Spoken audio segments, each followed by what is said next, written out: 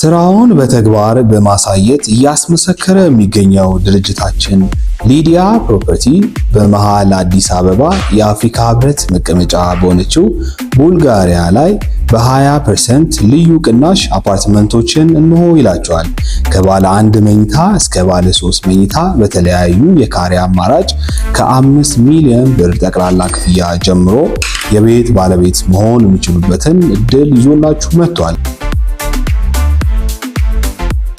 ጤና ይስጥልን አድማጮች፣ ይህ አዋዜ ልዩ ላልሰማችሁ ነው። ከመረጃዎቹ ጋር አብርሃም መኳንንት ነኝ። ኢራን በወሽመጡ ላይ የሚሰማሩ የፈረንሳይና የብሪታንያ ባህር ኃይሎችን አስጠነቀቀች። የእስራኤል ጦር ከሊባኖስ ጋር በሚያዋስነው ድንበር አቅራቢያ በተደረገ ውጊያ አንድ ወታደር መገደሉን አስታወቀም። ኢራን አሜሪካ በድርድር ላይ ምክንያታዊ ያልሆኑ ጥያቄዎችን እያቀረበች ነው ስትል ወቀሳ አሰማች። ሁሉንም ጉዳዮች በዝርዝር እናስደምጣቸዋለን። አብራችሁን ቆዩ። ኢራን በሆርሙዝ ወሽመጥ ላይ የሚሰማሩ የፈረንሳይና የብሪታንያ ባህር ኃይሎችን አስጠነቀቀች። ኢራን በሆርሙዝ ወሽመጥ ላይ የፈረንሳይ ወይም የብሪታንያ ባህር ኃይሎች የሚሰማሩ ከሆነ ወሳኝና ፈጣን ምላሽ እንደምትሰጥ ይፋ አድርጋለች። የፈረንሳዩ ፕሬዝዳንት ኢማኑኤል ማክሮን አገራቸው በወሽመጡ ላይ የባህር ኃይሏን ለማሰማራት እቅድ እንደሌላት ገልጸው ነገር ግን ከኢራን ጋር በመተባበር የደህንነት ተልዕኮ የሚሰጠው ጦር እንደሚሆን ተናግረዋል። ቅዳሜ ዕለት የብሪታንያ ባህር ኃይል በሆርሙዝ ወሽመጥ ላይ የሚኖርን የመርከቦች እንቅስቃሴ ለመከላከል የሚደረግ ዓለም አቀፍ ተልዕኮ ላይ ለመሳተፍ ወደ መካከለኛው ምስራቅ የጦር መርከብ መላኩን አስታውቋል። የዩናይትድ ኪንግደሙ ጠቅላይ ሚኒስትር ሰር ኪር ስታርመር እና የፈረንሳዩ ፕሬዝዳንት ኢማኑኤል ማክሮን በጋራ በመሆን ጦርነቱ ካበቃ በኋላ ይጀመራል የተባለውን ይህንን ዓለም አቀፍ ተልዕኮ ደግፈው ቆመዋል። ዛሬ ከ40 ሀገራት በላይ የሚወጣጡ የመከላከያ ሚኒስትሮች በዩኬ በላይነት የሚመራውንና በወሽመጡ ላይ የሚደረግ የመርከብ እንቅስቃሴን የመከላከል ዘመቻ እቅድ ላይ ተገናኝተው ይወያያሉ ተብሎም ይጠበቃል። ቴህራን የዓለም 1/5 የነዳጅ ዘይትና የተፈጥሮ ጋዝ የሚጓጓዝበትን መስመር አሜሪካና እስራኤል ጦርነት ከከፈቱበት ፌብሩዋሪ 28 ጀምሮ ሙሉ በሙሉ ዝግ አድርጋለች። የኢራን ጦር ቃል አቀባይ መሐመድ አክራሚኒያ በሆርሙዝ ወሽመጥ በኩል የሚያልፉ መርከቦች ከቴህራን ጋር በቅድሚያ የማይተባበሩ ከሆነም ከባድ እርምጃ እንደሚወሰድባቸው ማስጠንቀቃቸውን ኢርና የዜና ወኪል ጽፏል። የእስራኤል ጦር ከሊባኖስ ጋር በሚያዋስነው ድንበር አቅራቢያ በተደረገ ውጊያ አንድ ወታደር መገደሉን አስታወቀም። ይህም ከመጋቢት ወር መጀመሪያ አንስቶ ከሄዝቦላ ጋር ጦርነት ከተጀመረ በኋላ የተገደሉበትን የእስራኤል ወታደሮች ቁጥር ወደ 18 አድርሶታል። እንደ ወታደራዊ ምንጮች ገለጻ ከሆነ የ47 ዓመቱ ሳጅን ሜጀር አሌክሳንደር በእስራኤልና ሊባኖስ ድንበር አቅራቢያ በነበረ ውጊያ ላይ ተገድሏል። ወታደሩ የተገደለው ትላንት እሁድ ዕለት እንደሆነም ታውቋል። በተመሳሳይ መረጃ በደቡብ ሊባኖስ እስራኤል በፈጸመችው ጥቃት 4 ሰዎች መገደላቸው ተሰማ። 8 የሚሆኑት ደግሞ የመቁሰል አደጋ እንደደረሰባቸው ተዘግቧል። የእስራኤል ጥቃት በደቡብ ሊባኖስ የሚገኙ የተለያዩ አካባቢዎችን ኢላማ ማድረጉ ተነግሯል። ዛሬ ሰኞ በደቡብ ሊባኖስ እስራኤል በፈጸመችው ጥቃት የ2 የሕክምና ባለሙያዎችን ጨምሮ 4 ሰዎች ሲገደሉ 8 ደግሞ መቁሰላቸውን የሊባኖስ መገናኛ ብዙሃን ጽፈዋል። ጥቃቱ የተፈጸመው የተኩስ አቁም ስምምነት በስራ ላይ ባለበት በዚህ ወቅት ነው። የሀገሪቱ ብሔራዊ የዜና ወኪል ኤንኤንኤ እንደዘገበው ከሆነ በናቲባህ ግዛት በምትገኘው ኤባ ከተማ በተፈጸመ የአየር ድብደባ 2 ሰዎች ሲገደሉ 5 የሚሆኑት ደግሞ ቆስለዋል።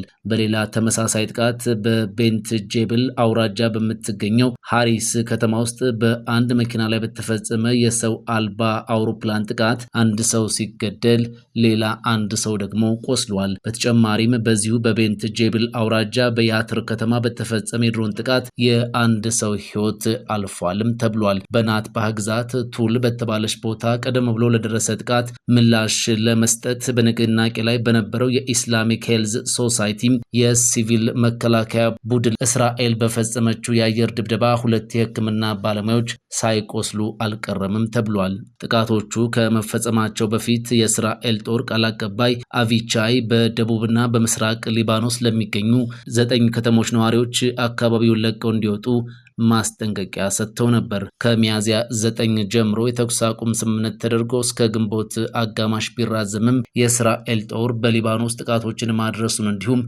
ሄዝቦላህም በእስራኤል ላይ ጥቃት መሰንዘሩን ቀጥሏል።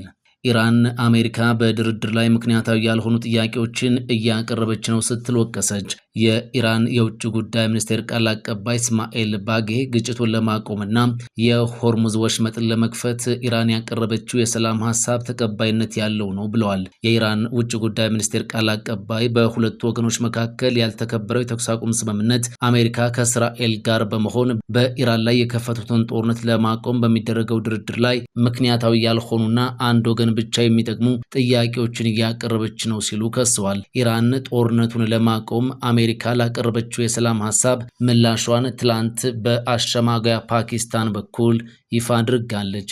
ሆኖም በዕለቱ አመሻሽ ላይ የአሜሪካው ፕሬዝዳንት ዶናልድ ትራምፕ የኢራንን ቅድመ ሁኔታዎች በፍጹም ተቀባይነት የሌላቸው ናቸው በማለት አጣጥሏል። ቃል አቀባዩ እስማኤል ባጌ በሰጡት ጋዜጣዊ መግለጫ ኢራን ግጭቱን ለማቆምና የሆርሙዝ ወሽመጥን በድጋሚ ለመክፈት ያቀረበችው ሀሳብ ሕጋዊ መሆኑን አጽንኦት ሰጥተው ገልጸዋል። ቃል አቀባዩ አሜሪካ ላቀረበችው የቅርብ ጊዜ ሰላም ሀሳብ ምላሽ ሲሰጡ በመላው ቀጠናው ያለው ጦርነት እንዲያቆምና በውጭ ሀገራት የታገዱ የኢራን ሀብቶች እንዲለቀቁ ጥያቄ አቅርበዋል። እኛ ምንም አይነት ልዩ ጥቅም አልጠየቅንም፣ ጥያቄያችን ሕጋዊ ነው። እሱም ጦርነቱ እንዲያበቃ በአሜሪካ በኩል በኢራን ወደቦች ላይ የተጣለው እገዳ እንዲቆም እንዲሁም በአሜሪካ ጫና ምክንያት በባንኮች የታገዱ የኢራን ሀብቶች እንዲለቀቁ መጠየቅ ነው ብለዋል። አክለውም በሆርሙዝ ሰርጥ በኩል አስተማማኝ የመርከቦች ዝውውር እንዲኖር ማድረግ እንዲሁም በቀጠናውና በሊባኖስ ሰላምን ማስፈን የኢራን ሌሎች ጥያቄዎች ናቸው ብለዋል። ይህም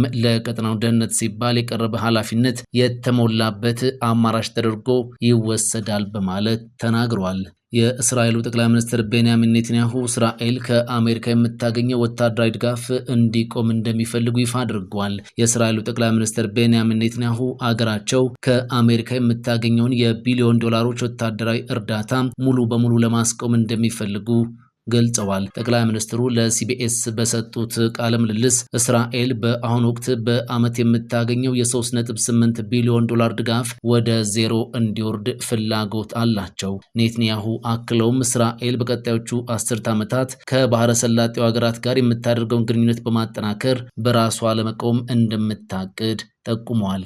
ፕሬዝዳንት ቭላዲሚር ፑቲን አገራቸው ከዩክሬን ጋር እያካሄደች ያለችው ጦርነት እያበቃ ነው ብለው እንደሚያስቡ ተናገሩ። ፕሬዝዳንቱ ይህንን ያሉት ሶቪየት ህብረት ናዚ ጀርመንን ድል ያደረገችበትን በዓል ካከበረች በኋላ ከጋዜጠኞች ጋር በነበራቸው ቆይታ ነው።